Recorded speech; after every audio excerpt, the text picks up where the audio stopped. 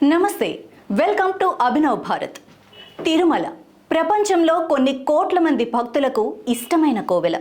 నిత్యం గోవిందనామ స్మరణతో మార్మోగుతూ ఒక దివ్యానుభూతిని పంచే కలియుగ ప్రత్యక్ష దైవం కొలువున్న చోటు. రోజు లక్షల మంది భక్తులతో అలరారే శ్రీవారి సన్నిధి. ఇలాంటి పవిత్ర ప్రదేశంలో ఇంత మహిమాన్వితమైన దేవాలయ ఆవరణలో గోవిందనామం తప్ప మరేది వినిపించకూడని పవిత్ర ప్రదేశంలో మన నాయకులు రాజకీయాలు మాట్లాడుతున్నారు. శ్రీనివాస గోవింద దేవుడి దర్శనానికి వచ్చి తమ పాపాలు కడగమని వేడుకుంటూనే మరో పాపం మూట కట్టుకుంటున్నారు. చూస్తున్న భక్తులు ప్రజలు మాత్రం ఇదెక్కడి సాంప్రదాయం, ఇదేమి విడ్డూరం అంటూ వాపోతున్నారు. రాజకీయాలతో ముడిపడిపోయిన టీటీడీ పాలక వర్గాలు కూడా దీనిపై నోరు మెదపటం లేదు. అసలు రాజకీయాలకు వెంకన్న స్వామికి ఏమిటి సంబంధం? ప్రత్యర్థులపై మాట్లాడేందుకు, వారి తప్పులను ఎత్తి చూపేందుకు, వారిని విమర్శించటానికి ఈ నాయకులకు చోటే లేదా?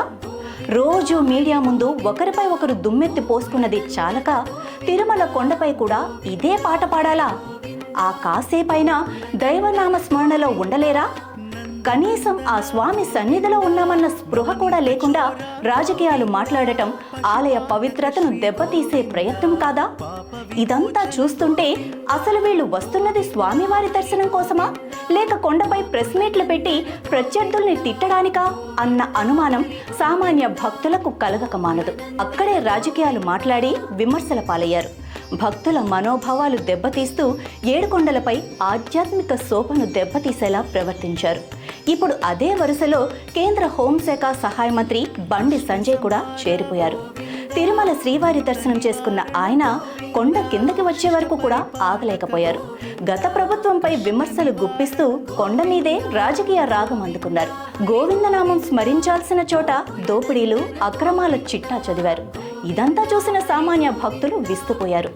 ఎంతో బాధ్యత కలిగిన కేంద్ర మంత్రి హోదాలో ఉన్న వ్యక్తి కనీస నిబంధనలు పాటించకుండా తాను దర్శించుకున్న స్వామివారి క్షేత్రానికి ఉన్న పవిత్రతను మర్చిపోయి మాట్లాడటం నిజంగా బాధాకరం.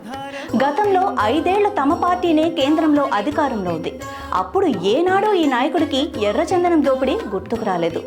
ఒక్కసారి కూడా తిరుమలలో జరుగుతున్న అక్రమాల గురించి నోరు విప్పలేదు. కనీసం అయోధ్య రామాలయం గర్భగుడిలోకి వర్షపు నీరు లీకేజీపై ఈ మంత్రి గారు మాట్లాడరు. ఆ మాటకొస్తే కొండ మీద రాజకీయాలు మాట్లాడే ఏ ఒక్కరూ కూడా కొండ దిగాక ఏ రోజు తిరుమలలో అక్రమాల గురించి పల్లెత్తు మాటనరు, ఎలాంటి చర్యలు తీసుకోరు. కేవలం స్వామివారి దర్శనం చేసుకున్నప్పుడు మాత్రమే వీళ్లకు కొండపై రాజకీయాలు గుర్తొస్తాయి. అక్కడి నుంచే ప్రత్యర్థుల అంతు చూస్తామని ప్రతిజ్ఞ చేస్తారు. ఇదంతా చూస్తుంటే కనీసం దేవుణ్ణైనా తమ క్షేమం గురించి కోరుకుంటారో, లేక పక్కవాడి నాశనం గురించి మొక్కుకుంటారో అన్న అనుమానం కలగక మానదు. ఏదేమైనా ప్రపంచ ప్రఖ్యాతమైన ఒక దివ్య క్షేత్రంలో రాజకీయాలు మాట్లాడటం ముమ్మాటికి బాధ్యతారాహిత్యమే. ఇలాంటి పునరావృతం కాకుండా ఉండాలి అంటే కొండ మీద పాలక వర్గం రాజకీయాలకు అతీతంగా పనిచేయాలి. కఠినమైన నిబంధనలు పెట్టడంతో పాటుగా వాటిని అతిక్రమించిన వారికి తగిన శిక్ష కూడా అమలయ్యేలా టీటీడీ యంత్రాంగం పనిచేయాలి. దేవుడి సన్నిధిలో మీడియాతో మాట్లాడే నాయకులే కాదు, వారి ముందు మైకులు పెట్టి ప్రశ్నలు అడిగేవాళ్లు కూడా ఈ నిబంధనలకు లోబడి ఉండేలా చర్యలు తీసుకోవాలి. దేవదేవుని సన్నిధిలో గోవిందనామం తప్ప మరేది వినిపించకూడదన్న నియమానికి సామాన్య భక్తుల నుంచి అత్యున్నత స్థాయి ఉన్నవారు కూడా లోబడి ఉండాలన్న ఒక చైతన్యాన్ని తీసుకురావాలి. ఇవన్నీ జరగాలి అంటే ముందుగా ఆ వెంకటేశుని సన్నిధికి రాజకీయాలు ముడిపెట్టకుండా ఉండాలి. అందుకోసం మన నాయకులకే కాదు, వాళ్లలో మార్పు తీసుకురమ్మని వేడుకుంటూ ఆ స్వామివారికి కూడా చేతులెత్తి మొక్కుదాం. నాయకులారా, మీ పనితనం మీ అధినాయకులకు తెలియజేయాలనుకుంటున్నారు. ప్రజలారా, మీ సమస్యలను మీ నాయకులకు తెలియజేయాలనుకుంటున్నారు. ప్రజా సమస్యల పరిష్కార వేదిక మీ అభినవ్ భారత్.